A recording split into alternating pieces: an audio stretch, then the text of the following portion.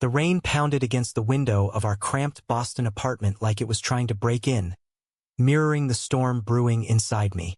I just handed Alex the sleek, black computer mouse I'd found at a shady thrift shop in Cambridge, claiming it was a peace offering after our latest argument over whose turn it was to clean the kitchen. Little did I know, as he clicked it onto his laptop that night, it would sync with something far deeper than his cursor, with a vulnerable spot in my heart I'd kept hidden for years. My name is Jordan Hayes, a 24-year-old graphic design student at MassArt. Originally from a small town in rural Pennsylvania where being gay meant whispers behind your back or worse. I'd moved to Boston 2 years ago to escape that suffocating life, hoping the city's liberal vibe would let me breathe. Alex Thompson, my roommate, was the opposite. A stoic software engineering grad student at MIT, hailing from a wealthy Connecticut family that valued logic over emotion.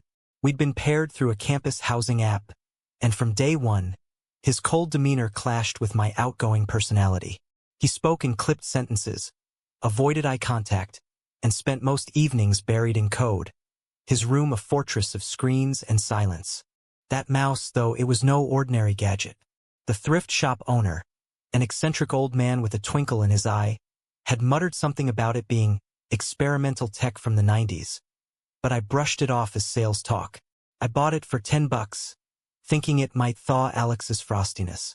When he plugged it in, his screen flickered oddly, displaying a prompt, sync initiated. Emotional link established. He laughed it off as a glitch, but from that moment, strange things started happening. Every time I felt a pang of loneliness in the apartment, those quiet nights when memories of my conservative family's rejection hit hard, Alex would suddenly glance up from his work, his brow furrowed, as if he could feel it too. At first, I thought it was coincidence. One evening, I was scrolling through old family photos on my phone, fighting back tears over my dad's last words before I left home. "You're no son of mine if that's how you choose to live." My chest tightened, that sensitive spot in my heart aching like an open wound. Across the room, Alex dropped his coffee mug, shattering it on the floor. "What the hell?" he muttered, clutching his chest. He looked at me, really looked, for the first time in months. "You okay, Jordan? You seem off." I shrugged it off, but the incidents piled up. During a heated debate in our LGBTQ+ student group meeting, where I argued passionately against a proposed campus policy that subtly discriminated against trans students, Alex, who wasn't even there, texted me out of the blue, "Calm down. I can feel your heart racing from here." How did he know? The mouse, I realized, wasn't just controlling his computer.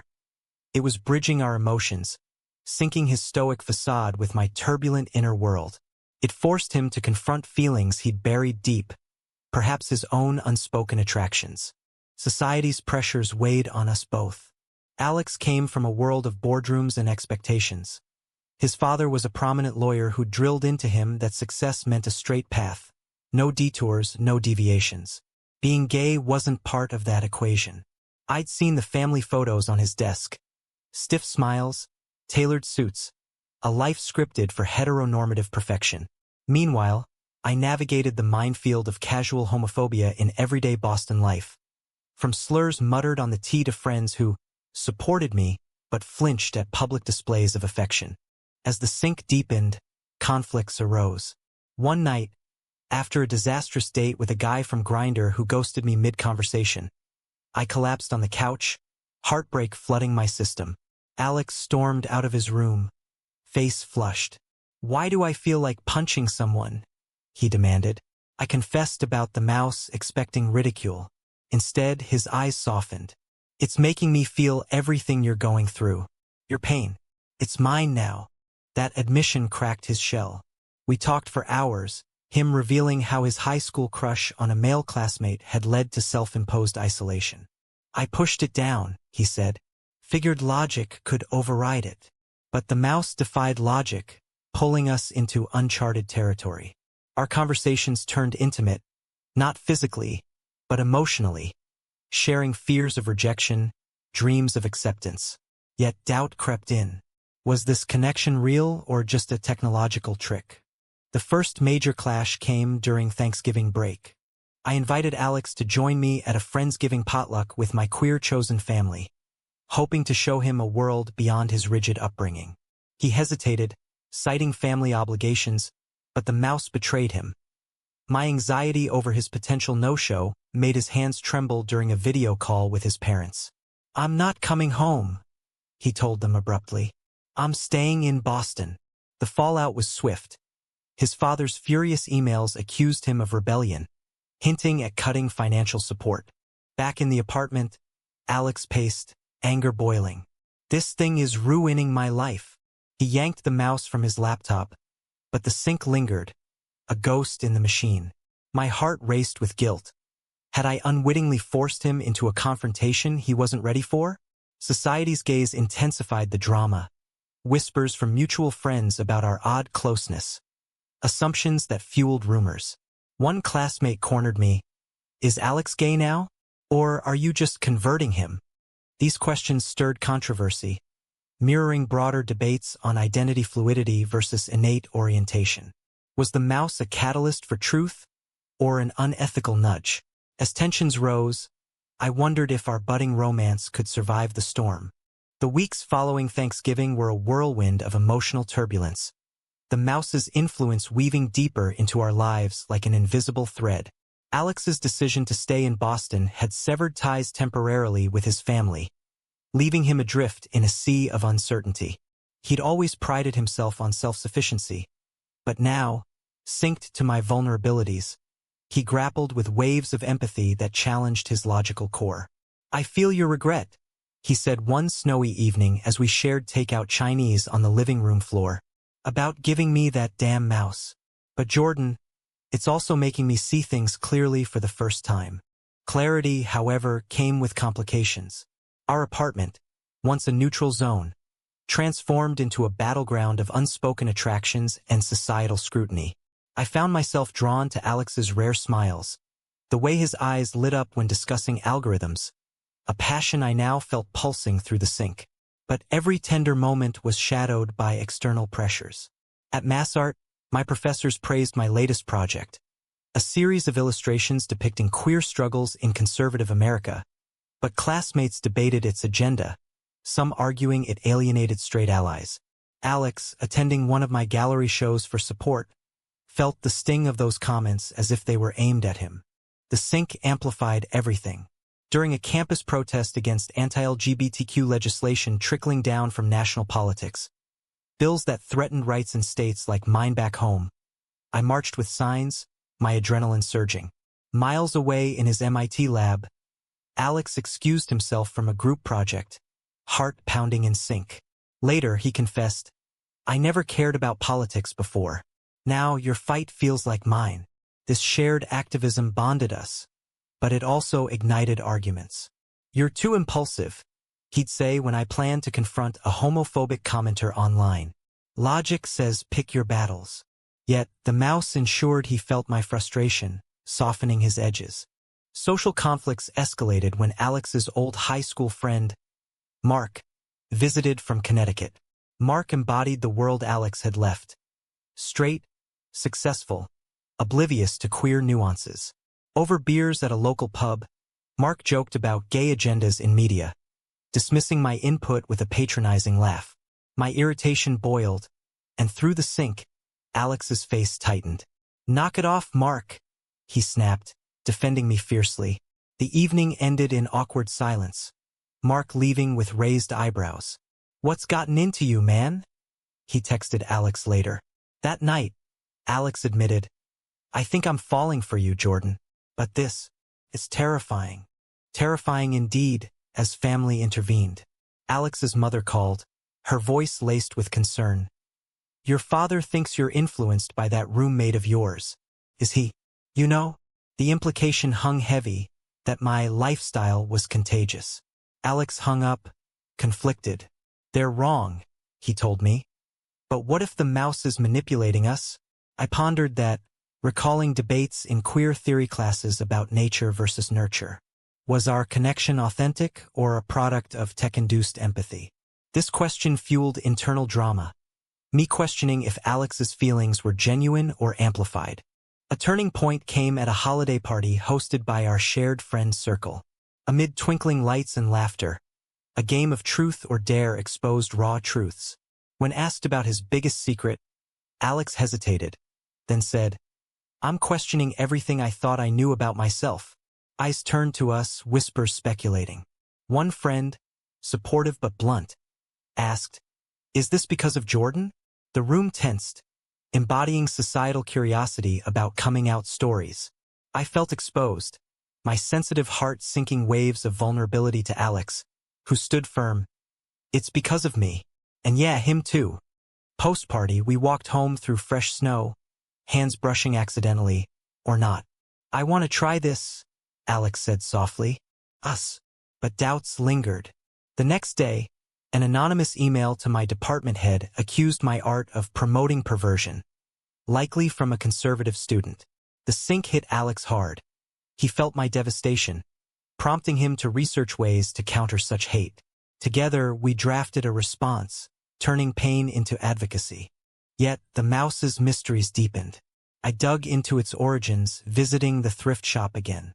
The owner, smirking, revealed it was a prototype from a defunct MIT project on emotional AI, designed to link users for therapeutic empathy training. "It bonds hearts," he said. "But beware, it reveals truths some can't handle." Armed with this, I confronted Alex. "This isn't random. It's forcing us to face ourselves." He nodded, but tension brewed. His logical mind rebelled against the illogic of it all. As winter deepened, so did our bond, interspersed with clashes. Alex's family cut his allowance, forcing him to take a part-time job, resentment bubbling. "If not for that mouse, I'd still be in their good graces," he vented one night. My guilt sinked back, creating a feedback loop of blame. Society's mirror reflected harshly. News of rising hate crimes against LGBTQ+ individuals made us wary of public affection, even in progressive Boston. A simple handhold on the street drew stares, amplifying our internal debates on visibility versus safety. In quieter moments, though, the connection shone. Sharing stories of past heartbreaks. My ex who couldn't commit due to family pressure, Alex's suppressed crushes. We built trust. The mouse, once a curse, became a bridge, but questions loomed. Could we sustain this without it? And what if society pushed back harder? Spring arrived in Boston with tentative blooms, but our relationship's growth was fraught with thorns. The mouse's sink now a constant hum in our daily lives. Alex and I had crossed into tentative romance. Stolen glances over breakfast, walks along the Charles River where we discussed dreams beyond code and canvases. Yet, the emotional link magnified every ripple into a wave, turning minor disagreements into dramatic showdowns. "I can't think straight when your anxiety floods me," Alex complained during finals week. My stress over a portfolio review sinking to disrupt his coding marathons. External pressures mounted, mirroring broader societal conflicts. At a Pride event planning meeting, I volunteered for outreach, passionate about countering anti-queer rhetoric from conservative groups gaining traction nationally. Alex, influenced by the sink, joined reluctantly, but his logical approach clashed with the group's emotional fervor. "We need data, not just slogans," he argued, drawing eye rolls. One activist accused him of straight-passing privilege, igniting a debate on authenticity in queer spaces. Feeling my hurt through the link, Alex defended us. "I'm here because I care, because he makes me care." But the incident left scars, questioning if our relationship fit neatly into community norms. Family drama escalated when Alex's sister, Emily, visited unannounced. Supportive but probing, she sensed the shift in him. "You're different," she said over coffee. Happier, but tense. When I entered the room, her eyes widened. "Oh!" The sink betrayed my nervousness, making Alex fidget. Emily pulled him aside. "Dad's furious. He thinks Jordan's influencing you unnaturally." She didn't know about the mouse, but her words echoed ethical dilemmas. Was our love organic or engineered? Alex confided in her partially, omitting the tech, but she urged caution. "Society's not kind to stories like yours." Indeed, society's unkindness hit close. A viral social media thread about forced diversity in tech targeted MIT students like Alex, implying queer identities were trends. Anonymous comments speculated on his sudden change, fueling rumors that reached his professors. One mentor pulled him aside. Focus on your work, not distractions. The sync amplified my empathy, but also my fear. What if this cost him his future? We argued that night. Maybe we should unplug it permanently, I suggested. Alex hesitated. But then, would these feelings fade? The mouse's hold tested us further during a road trip to Provincetown for a queer arts festival. En route, we stopped in my hometown for a night. A risky move. My parents, still estranged, agreed to dinner reluctantly. The evening was tense. Dad's pointed questions about my lifestyle, Mom's forced smiles. Alex, synced to my pain, interjected calmly. Jordan's life is his own, and it's a good one. Dad bristled. Who are you to say? The fallout? A heated exchange on family values versus personal truth, embodying generational clashes. We left early, but the sync left Alex shaken. I felt your heartbreak like it was mine, he said. It's exhausting. Back in Boston, community conflicts arose. Our friend group split opinions on our story. Some romanticized it as fate. Others debated the ethics of the mouse's influence, likening it to conversion therapy debates, but in reverse. Is it consent if tech forces feelings? One asked at a gathering. The question stirred controversy, mirroring real-world discussions on AI and emotions. Alex, defensive, argued, it didn't create feelings. It revealed them. But doubt seeded in me. Was I exploiting his vulnerability? A climactic moment came at the festival. Amid colorful parades and empowering panels, I presented my art, including pieces inspired by our sync, abstract hearts linked by digital threads. Critics praised it, but a panelist challenged. Does this romanticize manipulation? The audience debated heatedly, some siding with free will, others with destiny. Alex, in the crowd, felt my defensiveness surge, standing to speak. Sometimes, we need a push to face ourselves. His words won applause, but privately he confessed exhaustion. This link, it's too much. I need space. Space proved disastrous. Alex unplugged the mouse, stashing it away.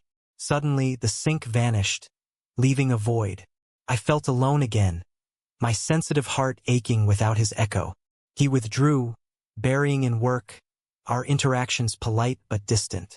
Society's noise filled the gap. News of a local hate incident, a gay couple harassed, made me paranoid. Without the link, Alex seemed unaffected, reverting to cold logic. We rushed this, he said. Maybe it was all artificial. Hurt. I sought solace in friends, but rumors swirled. Alex is straight after all. The controversy peaked when an ex-classmate outed our story anonymously online, twisting it into a cautionary tale of tech-induced delusion. Comments poured in, some supportive, others vicious, debating if queer relationships needed proof of authenticity. Alex's family caught wind, his father demanding he return home. End this nonsense, he emailed. In desperation, I retrieved the mouse, pondering reactivation. But ethics stopped me. Was forcing the sync fair? As summer loomed, our apartment felt like a pressure cooker, high-stakes decisions hanging. Could we rebuild without the crutch? Or was the mouse the only bridge over our divides? Summer heat blanketed Boston, intensifying the rift between Alex and me, the absent sync a glaring silence in our once-connected world. Without the mouse's bridge, conversations stalled. He'd nod politely at my attempts to reconnect, then retreat to his room. I threw myself into freelance design work, creating logos for queer nonprofits, but every project reminded me of our shared activism. Loneliness gnawed, that sensitive spot in my heart raw and exposed. Friends noticed. You two were electric. What happened? Explaining the mouse sounded absurd, so I shrugged, internalizing the pain. Societal undercurrents amplified the drama. National headlines screamed about Supreme Court rulings on LGBTQ+ rights, victories tempered by backlash. In Boston, a counter-protest to Pride turned ugly, with arrests and injuries. I attended a vigil, heart heavy, wishing Alex felt it too. He didn't. Without the link, his logic insulated him. It's tragic, he said neutrally when I mentioned it. But getting emotional won't change policy. His detachment stung, echoing debates on allyship. Did true support require feeling the pain or just action? Family intrusions peaked when my brother, unexpectedly supportive, called. Mom's softening, he said. She misses you. But Dad remained firm, his views rooted in small-town conservatism. Tell him to come home straight, he quipped through my brother. The pun hurt, sinking no, not anymore, with old wounds. Alex overheard, his expression unreadable. You deserve better, he muttered. A flicker of the old empathy sparked hope, but he shut down quickly. The turning point brewed at an MIT hackathon. Alex entered. Theme: ethical AI. Inspired or haunted by our experience, he built a prototype app detecting emotional manipulation in tech. I learned about it indirectly through a mutual friend. He's presenting on forced empathy dangers, she said. Alarm bells rang. Was he exposing us? I confronted him. Is this about the mouse? About me? He sighed. It's about choice, Jordan. We didn't choose the sink. It chose us. The presentation became a flashpoint. In a packed auditorium, Alex demoed his app, using anonymized examples. But subtext screamed our story. Tech can link hearts, but without consent, it's coercion. Audience Q&A erupted. Some praised the ethics, others argued for beneficial interventions in repressed societies. One questioner, what if it reveals true feelings? Alex paused. Then it's a tool, not a tyrant. But society must decide boundaries. Post-event, online forums buzzed, debating AI's role in identity exploration, paralleling transhumanism controversies. Emboldened, I attended, sitting in back. His words hit hard. Without the sync, I felt the full weight of isolation. Afterward, we talked in a nearby cafe. I missed the connection, I admitted. But was it real? Alex's eyes met mine. The feelings were. The mouse just amplified them. We decided to destroy it, a symbolic act. Smashing it in the apartment released tension, but questions lingered. Could we nurture the bond organically? Rebuilding was rocky. Dates felt awkward at first. Dinner at a Fenway spot where a homophobic heckler shouted slurs. Alex stood tall, defending us verbally, his logic sharp as a blade. Ignorance isn't an excuse, he said. The incident bonded us, but highlighted risks. Friends debated our reunion. Romantic or rebound? One, a therapist in training, warned of dependency echoes. As fall approached, Alex's family reconciliation loomed. Invited to a neutral ground meeting in New York, he asked me along. For support, he said. The train ride was tense. I felt his nerves without tech. At the hotel, his parents waited, Dad stern, Mom hopeful. Dinner unraveled quickly. So, this is him, Dad said, eyeing me. The influence. Alex countered. No, Dad, this is me. Gay and in love. The word love hung, shocking all. Dad argued tradition, citing societal decay. Mom mediated, sharing her evolving views from church groups discussing inclusion. The clash embodied generational divides, progress versus preservation. Dad stormed out, but Mom stayed, hugging Alex. Give him time. Back in Boston, the partial win energized us, but Dad's ultimatum, choose family or this path, strained Alex. Society's pulling us apart, he vented. I felt helpless, my heart aching to sink comfort. Community support helped. At a queer book club, we discussed novels on found family, inspiring resilience. But controversy struck when Alex's hackathon project won an award, drawing media attention. An article twisted it. MIT student warns of gay conversion tech. Comments flooded. Some accused him of internalized homophobia.